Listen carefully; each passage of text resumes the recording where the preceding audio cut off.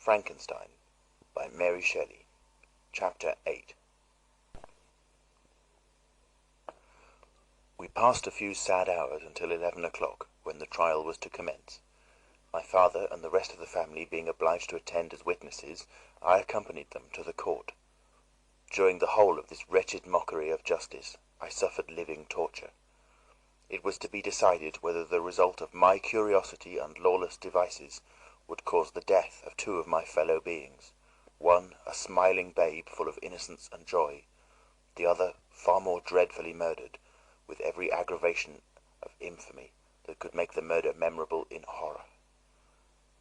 Justine also was a girl of merit, and possessed qualities which promised to render her life happy. Now all was to be obliterated in an ignominious grave, and I the cause.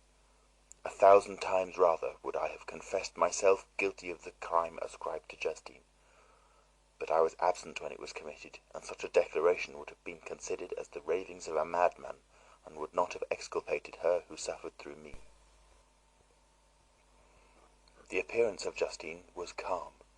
She was dressed in mourning, and her countenance, always engaging, was rendered, by the solemnity of her feelings, exquisitely beautiful. Yet she appeared confident in innocence, and did not tremble, although gazed on and execrated by thousands, for all the kindness which her beauty might otherwise have excited was obliterated in the minds of the spectators by the imagination of the enormity she was supposed to have committed. She was tranquil, yet her tranquillity was evidently constrained, and as her confusion had before her been adduced as proof of her guilt, she worked up in her mind to an appearance of courage. When she entered the court, she threw her eyes round it, and quickly discovered where we were seated. A tear seemed to dim her eye when she saw us, but she quickly recovered herself, and a look of sorrowful affection seemed to attest her utter guiltlessness. The trial began, and after the advocate against her had stated the charge, several witnesses were called. Several strange facts combined against her, which might have staggered anyone who had not such proof of her innocence as I had. She had been out the whole of the night on which the murder had been committed, and towards morning had been perceived by a market woman not far from the spot where the body of the murdered child had been afterwards found.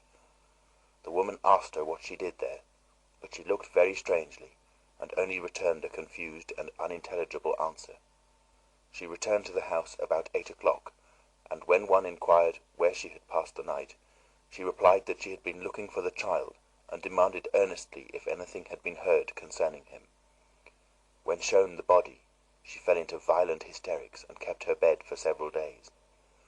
The picture was then produced, which the servant had found in her pocket, and when Elizabeth, in a faltering voice, proved that it was the same which, an hour before the child had been missed, she had placed around his neck, a murmur of horror and indignation filled the court.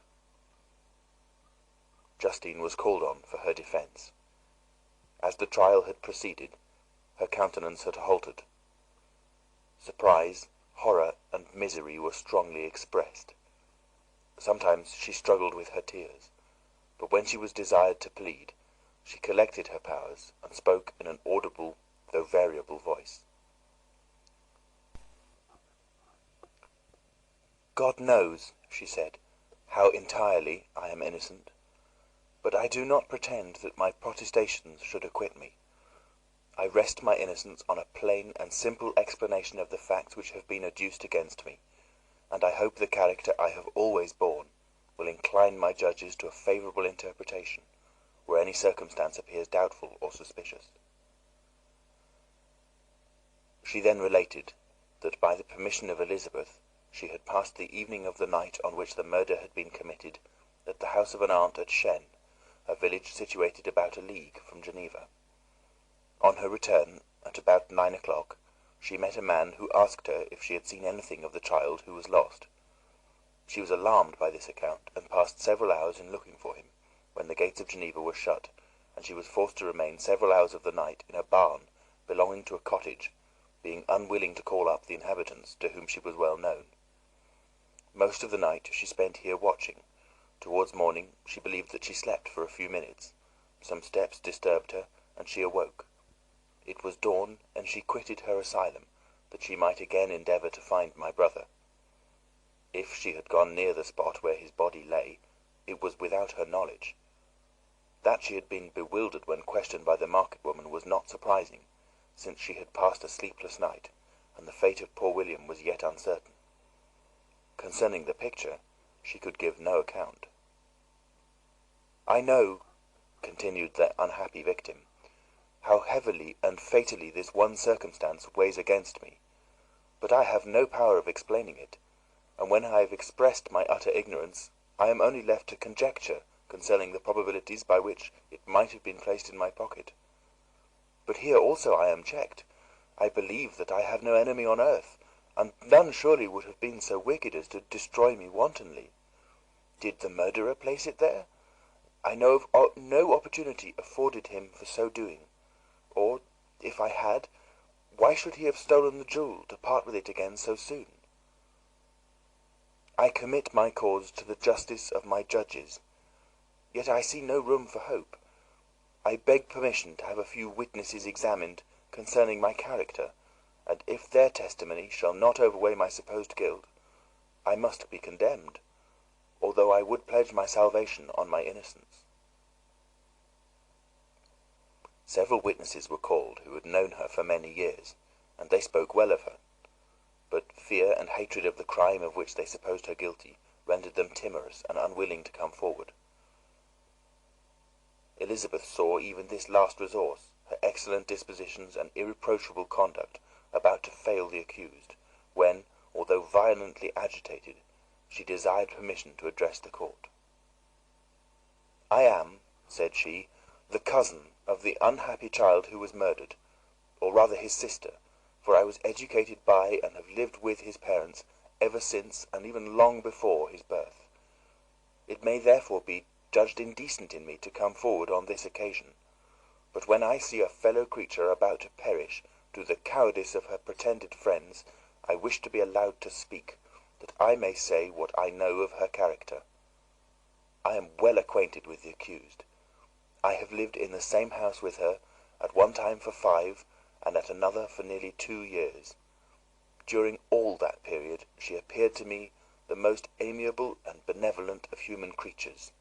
She nursed Madame Frankenstein, my aunt, in her last illness, with the greatest affection and care, and afterwards attended her own mother during a tedious illness, in a manner that excited the admiration of all who knew her, after which she again lived in my uncle's house, where she was beloved by all the family.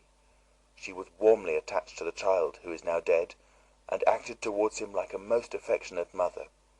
For my own part, I do not hesitate to say that, notwithstanding all the evidence produced against her, I believe and rely on her perfect innocence. She had no temptation for such an action. As to the bauble on which the chief proof rests, if she had so earnestly desired it, I should have willingly given it to her, so much do I esteem and value her." A murmur of approbation followed Elizabeth's simple and powerful appeal, but it was excited by her generous interference, and not in favor of poor Justine, on whom the public indignation was turned with renewed violence, charging her with the blackest ingratitude. She herself wept as Elizabeth spoke, but she did not answer. My own agitation and anguish was extreme during the whole trial. I believed in her innocence. I knew it. Could the demon who had, I did not a minute doubt, murdered my brother also in his hellish sport have betrayed the innocent to death and ignominy? I could not sustain the horror of my situation, and when I perceived that the popular voice and the countenances of the judge had already condemned my unhappy victim, I rushed out of the court in agony. The tortures of the accused did not equal mine. She was sustained by innocence, but the fangs of remorse tore my bosom and would not forego their hold. I passed a night of unmingled wretchedness. In the morning I went to the court. My lips and throat were parched.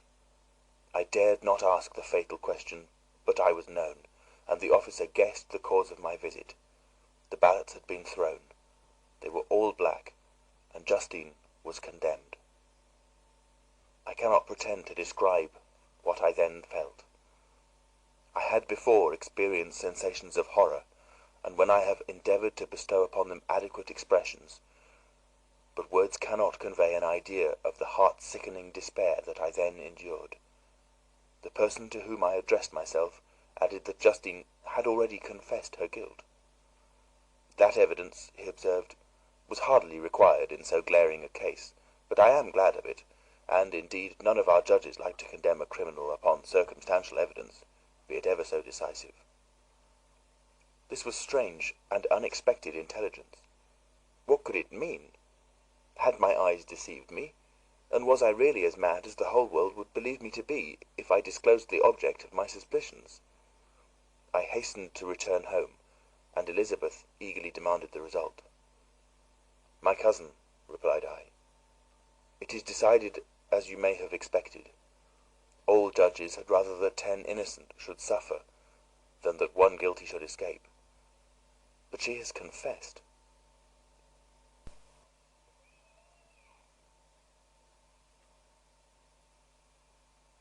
This was a dire blow to poor Elizabeth, who had relied with firmness upon Justine's innocence.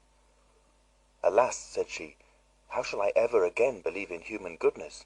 Justine, whom I loved and esteemed as my sister, how could she put on those smiles of innocence only to betray? Her mild eyes seemed incapable of any severity or guile, and yet she has committed a murder." Soon after, we heard that the poor victim had expressed a desire to see my cousin. My father wished her not to go, but said that he left it to her own judgment and feelings to decide. "Yes," said Elizabeth, "I will go, although she is guilty, and you, Victor, shall accompany me. I cannot go alone." The idea of this visit was torture to me, yet I could not refuse. We entered the gloomy prison chamber and beheld Justine sitting on some straw at the farther end. Her hands were manacled, and her head rested on her knees. She rose on seeing us enter, and when we were left alone with her, she threw herself at the feet of Elizabeth, weeping bitterly. My cousin wept also. "Oh, Justine," said she, "why did you rob me of my last consolation? I relied on your innocence, and although I was then very wretched, I was not so miserable as I am now." "And do you also believe that I am so very, very wicked? Do you also join with my enemies to crush me, to condemn me as a murderer?" Her voice was suffocated with sobs. "Rise, my poor girl," said Elizabeth. "Why do you kneel, if you are innocent? I am not one of your enemies. I believed you guiltless, notwithstanding every evidence, until I heard that you had yourself declared your guilt. That report, you say, is false, and be assured, dear Justine, that nothing can shake my confidence in you for a moment, but your own confession." "I did confess, but I confessed a lie. I confessed that I might obtain absolution, but now that falsehood lies heavier at my heart than all my other sins. The God of heaven forgive me! Ever since I was condemned, my confessor has besieged me. He threatened and menaced until I almost began to think that I was the monster that he said I was. He threatened excommunication and hellfire in my last moments if I continued obdurate. Dear lady, I had none to support me. All looked on me as a wretch doomed to ignominy and perdition. What could I do? In an evil hour I subscribed to a lie, and now only am I truly miserable." She paused, weeping, and then continued. "I thought with horror, my sweet lady, that you should believe your Justine, whom your blessed aunt had so highly honored, and whom you loved, was a creature capable of a crime which none but the devil himself could have perpetrated. Dear William, dearest blessed child, I soon shall see you again in heaven, where we shall all be happy, and that consoles me, going as I am to suffer ignominy and death. Oh, Justine, forgive me for having for one moment distrusted you. Why did you confess? But do not mourn, dear girl, do not fear. I will proclaim, I will prove your innocence. I will melt the stony hearts of your enemies by the tears and prayers. You shall not die. You, my playfellow, my companion, my sister, perish on the scaffold? No, I could never survive so horrible a misfortune." Justine shook her head mournfully. "I do not fear to die," she said. "That pang is past. God raises my weakness and gives me courage to endure the worst.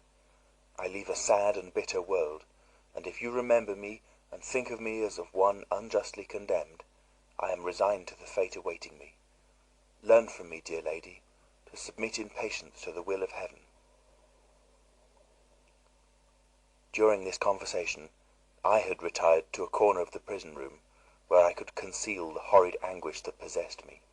Despair? Who dared talk of that? The poor victim, who on the morrow was to pass the awful boundary between life and death, felt not, as I did, such deep and bitter agony. I gnashed my teeth and ground them together, uttering a groan that came from my inmost soul. Justine started. When she saw who it was, she approached me and said, "Dear sir, you are very kind to visit me. I do hope you do not believe that I am guilty." I could not answer. "No, Justine," said Elizabeth, "he is more convinced of your innocence than I was, for even when he heard that you had confessed, he did not credit it." "I truly thank him. In these last moments I feel the sincerest gratitude towards those who think of me with kindness. How sweet is the affection of others to such a wretch as I am! It removes more than half my misfortune, and I feel as if I could die in peace, now that my innocence is acknowledged by you, dear lady, and your cousin." Thus the poor sufferer tried to comfort others and herself. She indeed gained the resignation she desired. But I, the true murderer, felt the never-dying worm alive in my bosom, which allowed of no hope or consolation. Elizabeth also wept and was unhappy, but hers also was the misery of innocence, which, like a cloud that passes over the fair moon, for a while hides but cannot tarnish its brightness. Anguish and despair had penetrated into the core of my heart. I bore a hell within me which nothing could extinguish. We stayed several hours with Justine, and it was with great difficulty that Elizabeth could tear herself away. "I wish," cried she, "that I were to die with you. I cannot live in this world of misery." Justine assumed an air of cheerfulness, while she with difficulty repressed her bitter tears. She embraced Elizabeth, and said in a voice of half-suppressed emotion, "Farewell, sweet lady, dearest Elizabeth, my beloved and only friend. May heaven, in its bounty, bless and preserve you. May this be the last misfortune that you will ever suffer. Live and be happy, and make others so." And on the morrow Justine died. Elizabeth's heart-rending eloquence failed to move the judges from their settled conviction in the criminality of the saintly sufferer. My passionate and indignant appeals were lost upon them, and when I received their cold answers, and heard the harsh, unfeeling reasoning of these men, my purposed avowal died away on my lips. Thus I might proclaim myself a madman, but not revoke the sentence passed upon my wretched victim. She perished on the scaffold as a murderess. From the tortures of my own heart, I turned to contemplate the deep and voiceless grief of my Elizabeth. This also was my doing, and my father's woe and the desolation of that late so smiling home, all was the work of my thrice accursed hands. Ye weep, unhappy ones, but these are not your last tears. Again shall you rise the funeral wail, and the sound of your lamentations shall again and again be heard. Frankenstein, your son, your kinsman, your early, much-loved friend, he who would spend each vital drop of blood for your sakes, who has no thought nor sense of joy, except as it is mirrored also in your dear countenances, who would fill the air with blessings and spend his life in serving you, he bids you weep, to shed countless tears. Happy beyond his hopes, if thus inexorable fate be satisfied, and if the destruction pause before the peace of the grave have succeeded to your sad torments. Thus spoke my prophetic soul, as, torn by remorse, horror, and despair, I beheld those I loved spend vain sorrow, upon the graves of William and Justine, the first hapless victims to my unhallowed arts. Chapter 8.